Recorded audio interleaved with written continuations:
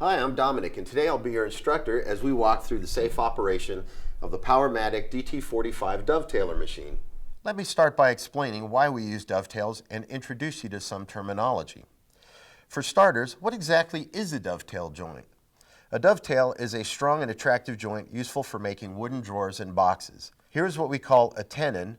This is a mortise, and the distance of the center point between two tenons is called the pitch. And this is how the finished joint looks from the side. Notice that the joint is strong when pulled from the front or back. If the joint was cut such that it was pulled from the side, it would be weak and possibly pull apart. And this is the front where you cannot see the joint at all, hence the name half-blind dovetail. Before we move on, let me take this opportunity to remind you to always put safety first. This is an industrial machine which, if used improperly, can cause great bodily harm. You must be qualified by an instructor before using this machine. When using this machine, give your work your undivided attention. Never use this machine when tired or under the influence of alcohol, drugs, or medications. And always wear eye and hearing protection. Remove jewelry and watches, roll up long sleeves, and using a shop apron is always a great idea. Maintain a balanced stance to avoid tripping and keep the area around the machine clear of scraps or debris. Remember, safety first. The basic features of the DT-45 are the fence, eccentric clamping bar, template bar, headstock, dust hood, clamping handle, dust hose, and lower work support. We will look at each of these more closely as we cover the setup adjustments and operation of the DT-45. Now we will go through the basic adjustments for a job on the DT-45.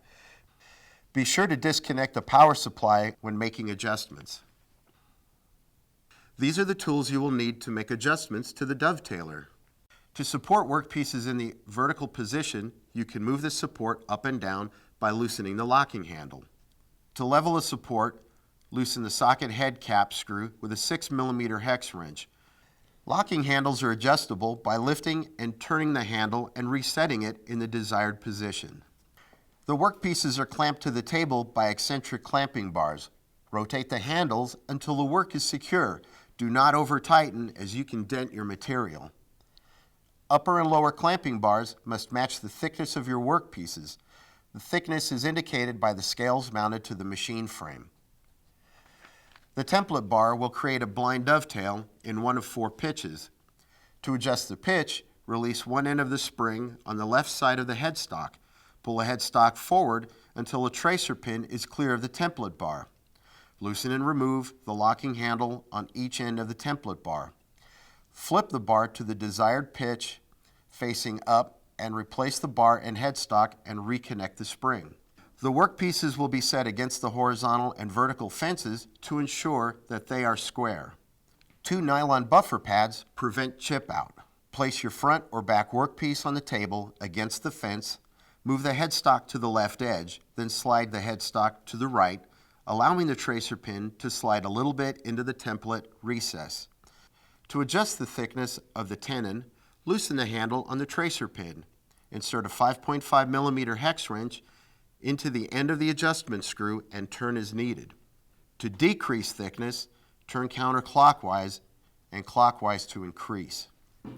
To adjust the tightness of a dovetail fit, remove the dust cover, loosen both set screws in the spindle with a 4mm hex wrench, and a scale is located just above the cutter with a plus and a minus.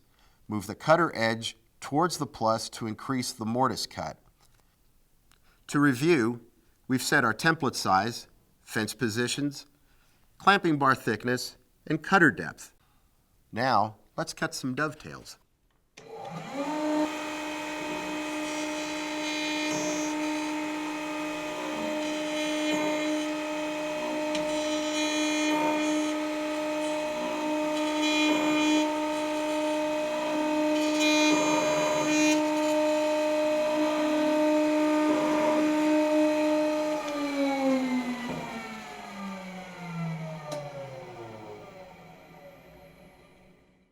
I hope you found this presentation helpful.